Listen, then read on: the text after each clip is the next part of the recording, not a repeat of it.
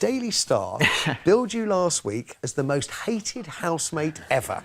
Really? That's a sobriquet to live with, isn't it? It is, but that's quite an accolade considering some of the people who've been in the Big Brother house. And quite honestly, I thought it was quite Bambi-esque compared to some of the exploits in previous years. I spoke every day last week to your colleagues from 5 News, and they all told me the same thing. We don't understand it.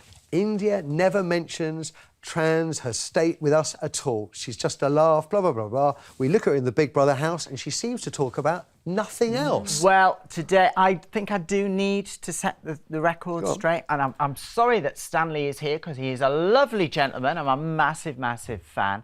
But the architect of my demise was sadly your daughter. Within an hour or so of actually going in the house, I was being misgendered left, right and centre. I started off politely just pointing out the reasons why that was inappropriate, but it continued. Then when the doors opened for the bedroom, we went in. Ended up in the girls' bedroom. Anne Widdecombe, if you've been watching the programme, quite happily went to the other bedroom, which was going to be the boys' bedroom, but then decided that she wanted to come into this bedroom.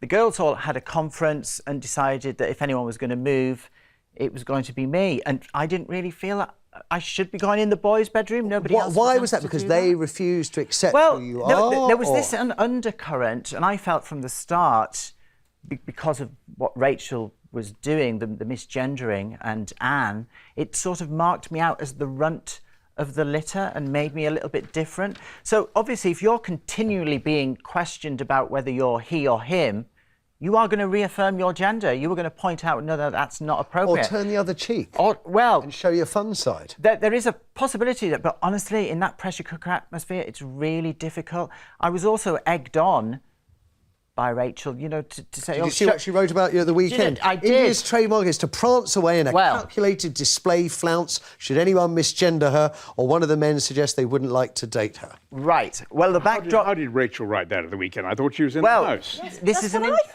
interesting because the first rule of Big Brother is that all housemates must have no contact with the outside world. So I would say that's disqualification, surely. Maybe you're taking it too seriously. I don't know. But in terms of the actual prancing around the room, Rachel was saying, show me your bazookas. You know, she's on camera doing that. She was egging me on. Are they real? Can I have a look? Can I have a touch?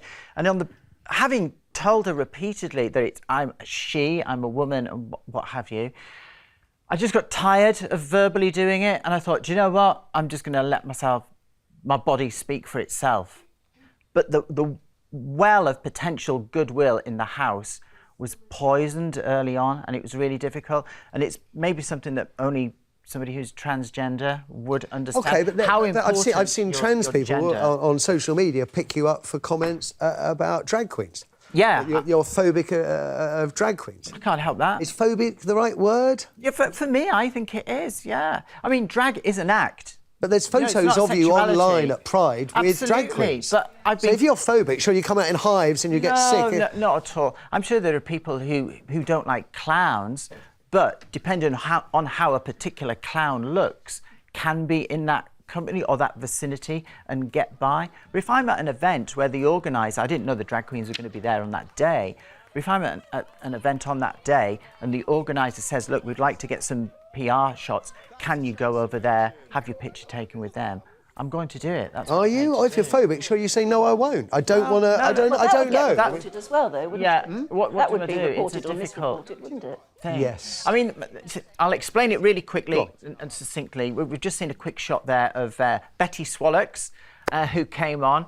And I have no issue with people who actually do drag, the individuals concerned.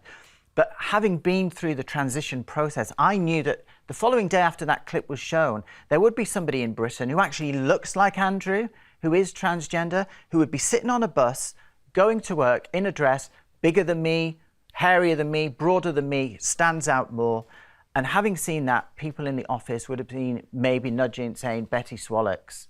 So that is my problem with drag. I get it. That it can make life more difficult for people. It becomes a laugh. It becomes a laugh.